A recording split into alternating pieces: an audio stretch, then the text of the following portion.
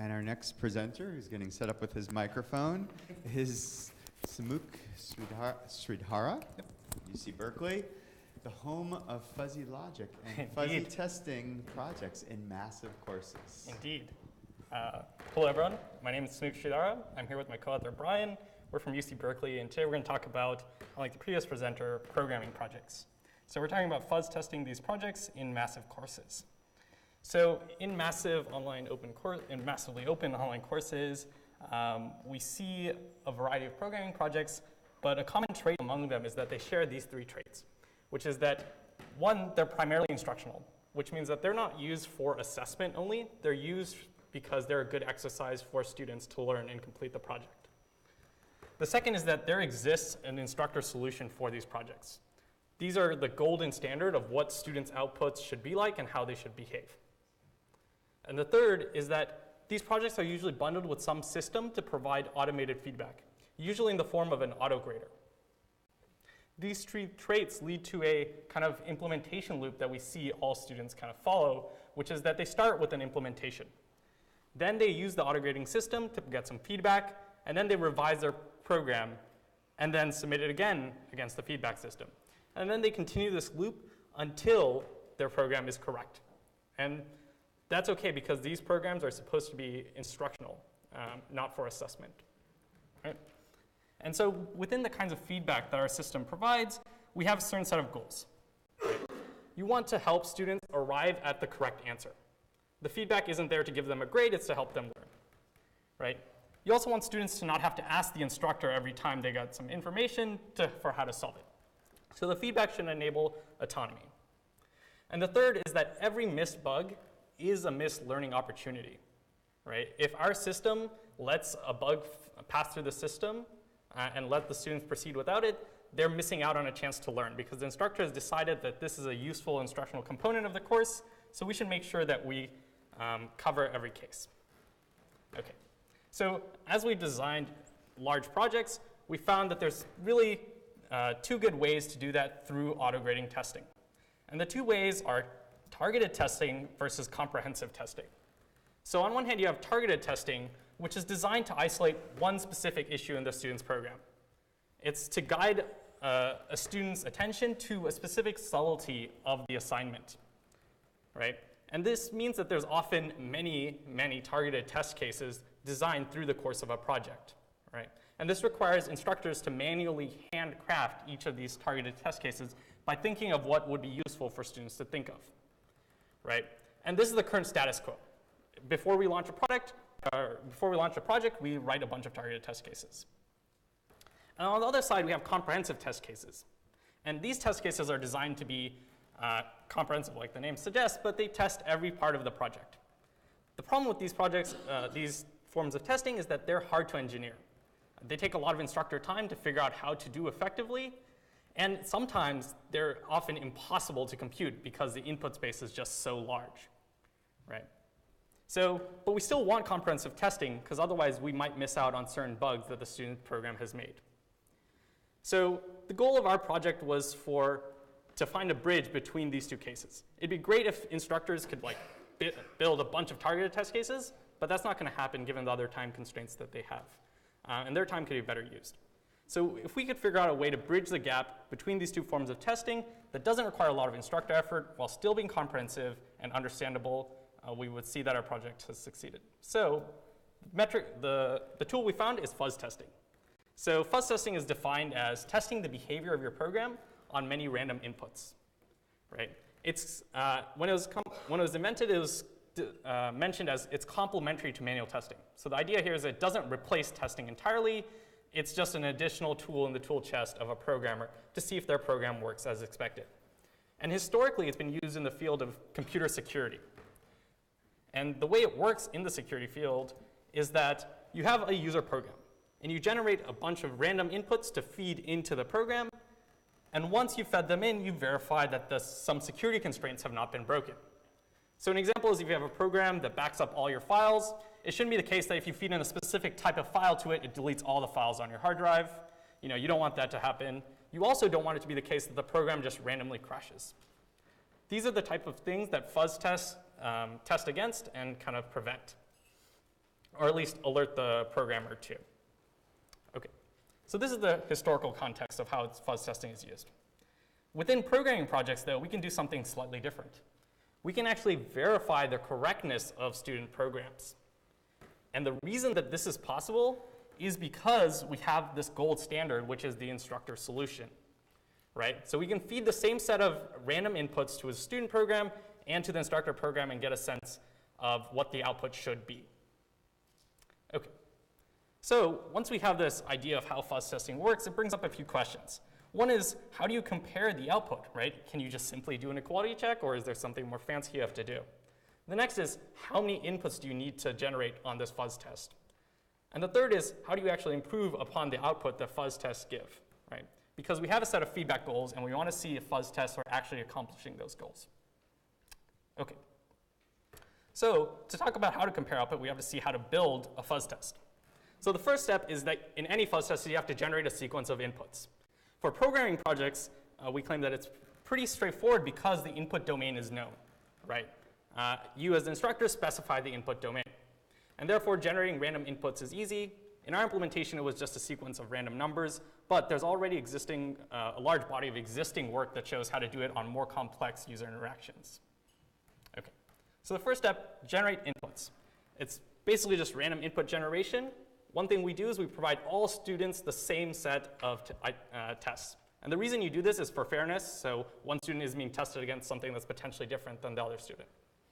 Okay, and you do need a large number of inputs, and we'll show why it's the case that that's necessary shortly. Okay, so you now have your inputs. You can feed them through your programs and then verify your output. So in the paper, we detail a few methods on how to do this. We'll go over a few right now. So the first one is a raw output check. That's simply an equality check. So you take your tests, you feed them and run the tests against the program, and then you get this set of outputs, right? You get this vector of student outputs, and you can take that and compare that straightforward.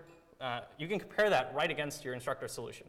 And what this tells you is two things. It tells you, one, is the program correct or is it incorrect? And two, it also actually tells you where the student made an error. Was it the first test case or was it the 23rd?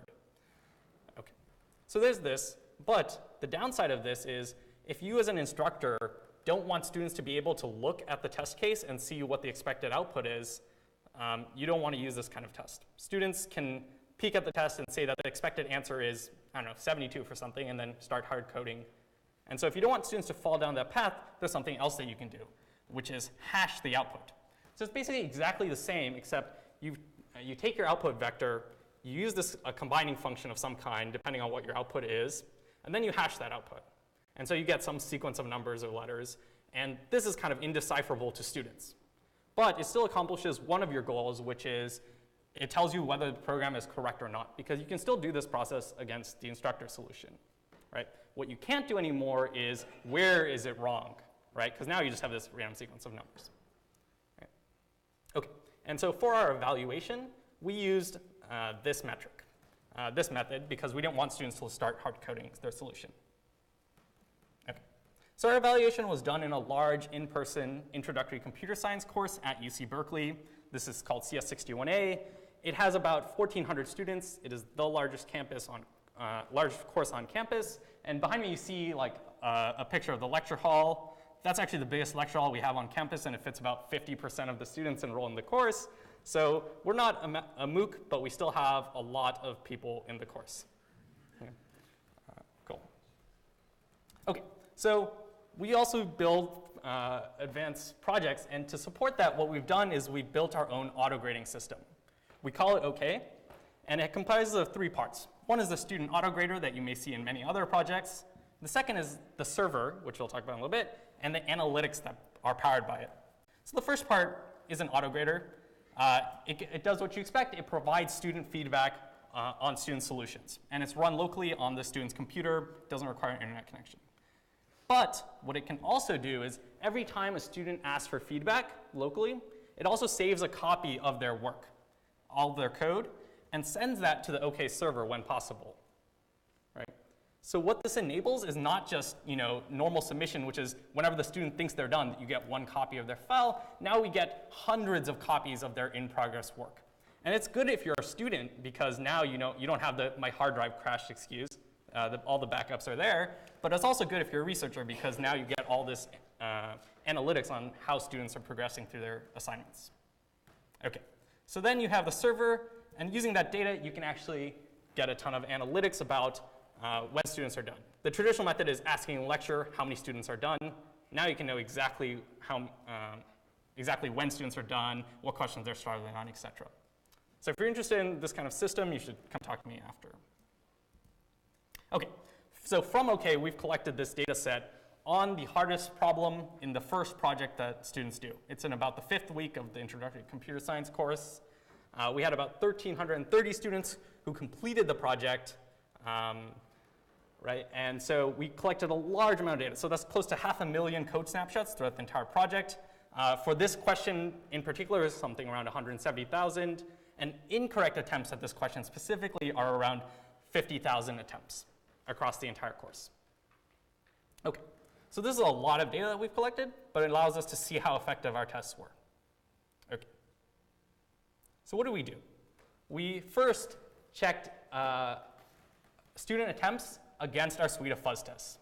So we ran them against a suite of fuzz tests, and we got some output vector. And then we ran every other attempt they've also made against this fuzz test system, so we can see how their progress changed.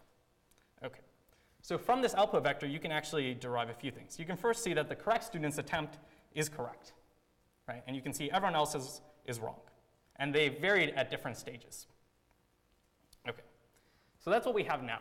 If we take a look at the incorrect output vectors from our actual data set, we'll actually see the frequency of this incorrect outputs.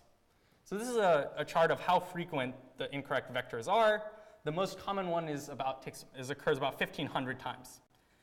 What's interesting about this graph is this is just the top 50. This entire graph spans is 1,235. It was 1,235 entries. So it's really long. If it was at scale, it'd be well out of the building at this point. So you can see that there's a huge error space. And keep in mind, there's only 1,300 students in the class, so that's almost one error for every student. So this can be hard to deal with if you're an instructor. Okay, but one thing that you can take out of this is that most of the errors occur, very frequently in the top 50, and then you have this long tail. Okay. So then the second question we want to answer is actually how many inputs do you need to run fuzz tests, right? So this is an example of running fuzz tests. You can see whether we can see it's correct or not. However, if we had only run one fuzz test, what would happen? Well, we would determine that these 3 are correct because they match the correct solution, right? And that's wrong because the bottom 3 are actually not correct. If we run 2, we'll see that the second to last one is actually incorrect, right? And then if we run 3, we'll actually see that nothing changed. And the reason is because this is a randomized test. It's not testing anything new that was necessarily already tested. And this is something you'll see in a little bit. And then you can run 4 tests, and you get a little more data about what's correct or wrong. Is this ground truth? Probably not, but it's good. So what we did is we took this, that was an example of 4. What we did is we ran it from 1 to 1,000 fuzz tests run against students' programs. So we started with about a set of 20,000 incorrect attempts. As soon as we ran one fuzz test, we got about 92% or something of incorrect submissions, and we correctly flagged them as incorrect. And as the number increases to something like 10, the number goes to like 95% of submissions. But you can see from this graph that you actually need a huge number of tests to actually get to this end.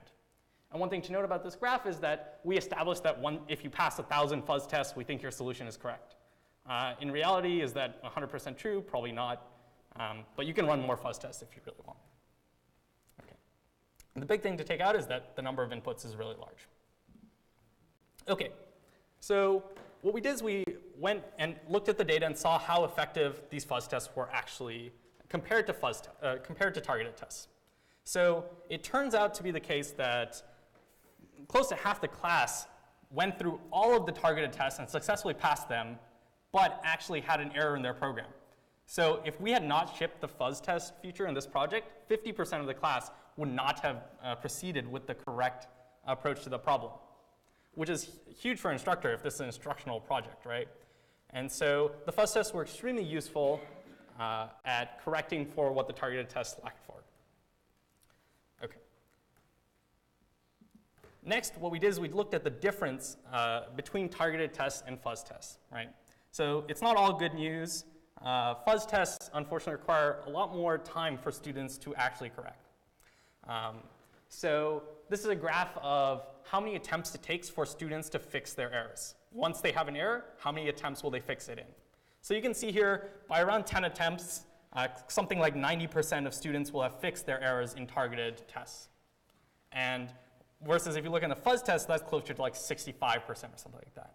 So you can see that there's a clear gap in understanding, or at least effort required to fix these tests, right? And so if you think about this, that means that we're not accomplishing one of our goals, which is that the tests are easy to understand, right? If they were, we should see something closer together. Okay, so there's an understanding gap. And we wanted to work on improving that. So we asked students how much time they spent debugging in a student survey at the end of the semester, and we saw as a result of the fuzz test, 46% of students report spending between 1 to 4 hours debugging their question, their solution for this question. Right? And so that's some extra effort that students had to put in to get to the right solution. And they had to figure out the subtleties of the assignment. On the other hand, we have 19% of students who report spending more than 9 hours debugging, and that is not something we consider a success case. That's most certainly a failure because we don't want students wheel spinning on the same question, right? And the reason is we attribute this to the fact that we obfuscated the output, right? It made it hard for students to actually fix their error. They just had to wheel spin until they looked at their code and figured out where their error was. One thing to note is that it also made it harder for instructors to help because we had to do the same thing now and look at the code until we figure where it is. So it was harder to help in person as well as online. The online response time was something like triple of what normal project questions was for these kinds of errors. So our implementation choice led to some difficulties for students and for instructors.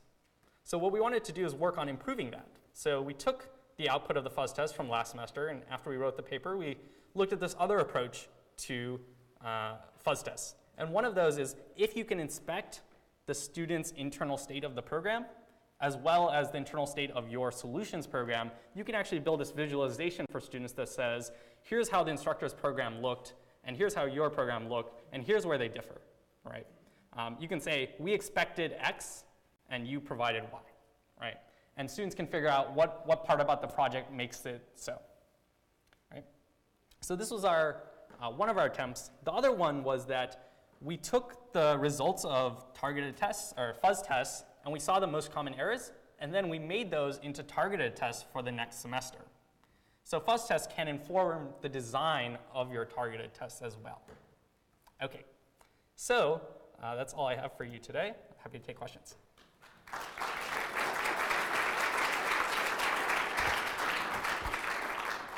Thank you. We have a question in the back.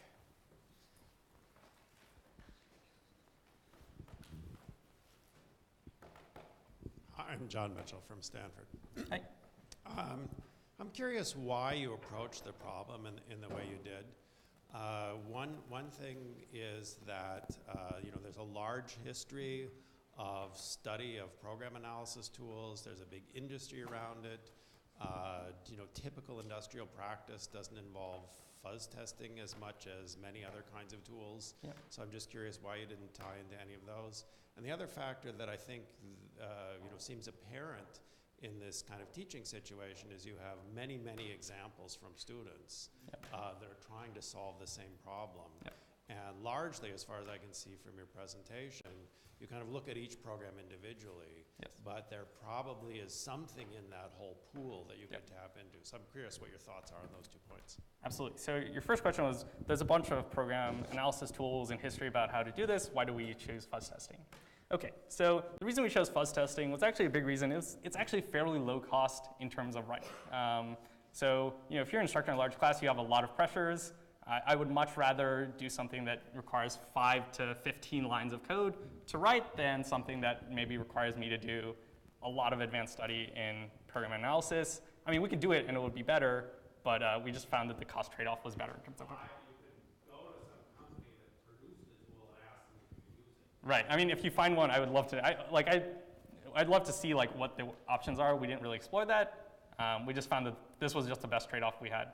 And for the second one, you're absolutely right that there is a large body of history. One thing to note about our data set is that most students finish assignments. So something like 95% of students finish assignments, which means if you have a data set from last semester to the next, you can probably find a student in the last semester's data set who had the same exact error and see how they actually evolved to the right answer. And that's some research we're doing right now to see if we can apply that data to there. So you're absolutely correct, and we will work on doing that. Hi there, Sam Joseph, Hawaii Pacific University. Yeah. Very interesting talk. And I sort of a comment for thought or direction.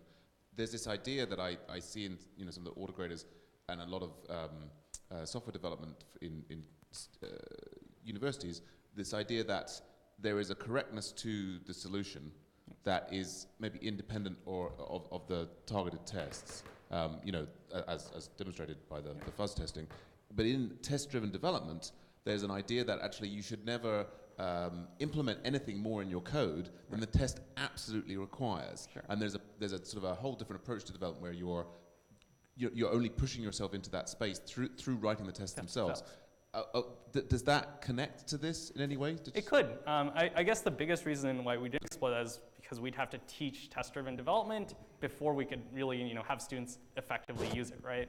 And in an introductory course, I don't think we would do a good enough job, given all the other constraints, to have students effectively use test-driven development to develop the project. But you're right, that if you use test-driven development, you really don't need something. See if we have a question from this side of the room. In fact, we do. Ken Kadinger. One thought on the issue of revealing. I wonder if you could reveal the input of the test case that fails with less risk. Yeah, and that's actually what we do here. Yes, you're right. That's kind of what we wanted to do. I thought that was comparing the code content somehow. No, we're not comparing code content. We're just revealing, like, here's what what we do is we say, here's what the program happened in the program, and here's what your program did. And that's all we say. We could say, here's what the solution did as well, but we decided not to say that, right? Because of the reason you just mentioned. If I could, another question. Yeah. The difference between the fuzz test errors that aren't caught by targets, are there any generalizations there? Like, Sure. Are there particular kinds of edge cases? Sure. I mean, I have a graph of what exactly those errors are, and they're in the paper. But basically, some of them are like very game specific, right? Like, they didn't do this game rule or something, or one of them is they thought 2 was non-prime or something, right? But yeah, they're really just edge cases that we didn't think of as instructors, right? And that's a big idea behind this paper, is that as an instructor, you can't really think of all the edge cases that students are going to fall into, so you should use fuzz tests to solve those. But if you're curious what the actual errors are, they're in the paper. Yeah.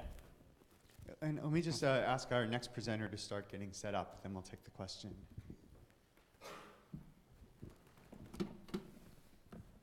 Chase Geigel, UAUC. I'm curious, do you have any idea how much code coverage you had in the existing targeted tests before fuzz testing?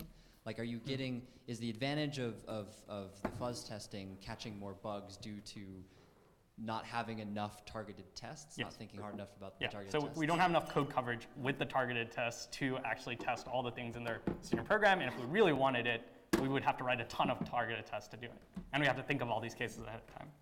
Yeah, but you're correct. And then this is more of a, just thinking about how you might want to deploy this. Would you suggest, so one of the problems you encountered, right, was that it was sort of hard to discover why the program was failing. Yep. For both the student and for the instructor. It almost seems to me that like a less risky approach for deploying this is to secretly do the fuzz testing in the background, but not actually provide it as feedback for like the first semester. Right. And then now you look at your top 50, you take those, you make targeted tests, and then you just kind of do this iteratively, and it requires way less effort than actually deploying a code Right, coverage. absolutely. And yeah, Is that what you would recommend doing if you want to deploy this? I don't know. I think this is useful for students, especially if you think your targeted test cases aren't comprehensive. I think it's absolutely useful to have. But yeah, you can totally use this on the back end. One other approach that you can use is that you can use this for assessment, right? Like a common case is instructors don't want to share their test cases, right? But if you use fuzz tests for actual assessment, you can now get better assessment and also share your test case. Yeah, but you're right. Cool. All right, thanks. We still have time for one more. Yeah, Tim.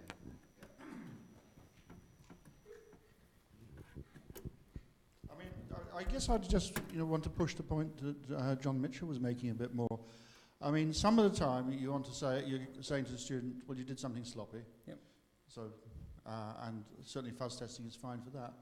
But surely the thing you really want to do is to say, you've got this misconception. You don't understand how to initialize variables. You don't understand how the conditional works. Now, fuzz testing really doesn't help that at all. Yep. Instead, you want to ask, surely you want to ask, what are the routine and regular misconceptions that students learning to program might have, and how do we diagnose them so we can say to them, hey, you really don't understand a conditional, or you really don't understand how to pass parameters. And I think if you're using fuzz testing, that is just going to make your life harder rather than easier, isn't it? You're correct that it will make your life harder. However, what's the comparison case is the case where we totally missed this, right? And we just let students progress through without realizing that they had some kind of error, right? And I think between those two alternatives, having students realize that they made some error is the better one. But you are correct that, it makes life harder. I'm just going to make a cultural comment. Yep. I mean, I was recently visiting my old friend Hal Abelson at MIT, and he's still thinking about and doing the same sort of stuff the folks at MIT did more than 40 years ago in terms of, and the folks at Berkeley have been doing the fuzzy stuff for an awful long time. Do you not think perhaps you're just trapped in some sort of piece of local cultural history? It's possible, yes, certainly. It's possible. Thank you.